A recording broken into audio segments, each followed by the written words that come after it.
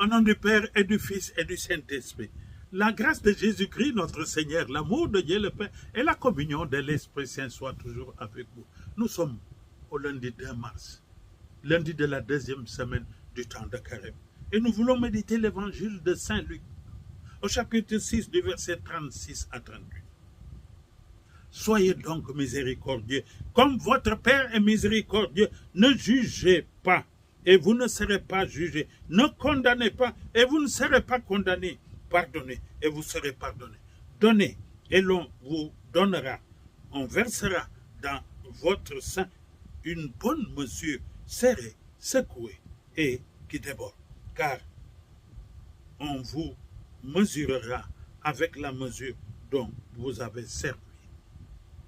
Donc vous vous êtes servis. Oui, frères et sœurs, aujourd'hui Jésus nous adresse un appel simple et radical vers vivre la miséricorde. Ce n'est pas une vertu parmi d'autres, mais le style même du cœur que le Père attend de nous. Être miséricordieux comme le Père. Soyez donc miséricordieux comme le Père est miséricordieux. L'exemple vient d'en haut. Dieu ne calcule pas son amour au centimètre. La miséricorde est gratuite, généreuse, inépuisable. Nous sommes appelés donc à le reproduire, à reproduire cette manière d'être. Cela commence dans les choses quotidiennes. Regarder l'autre avec compassion, donner le bénéfice du doute, tendre la main plutôt que fermer la porte. Ne jugez pas. Ne condamnez pas. La nuance importante.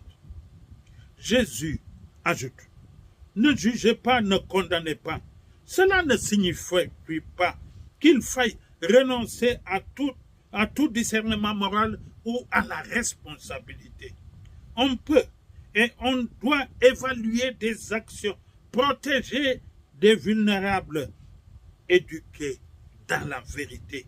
Mais le refus de juger porte sur l'attitude de supériorité qui réduit l'autre à son péché.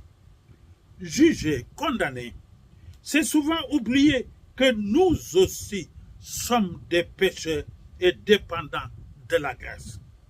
L'appel est à l'humilité.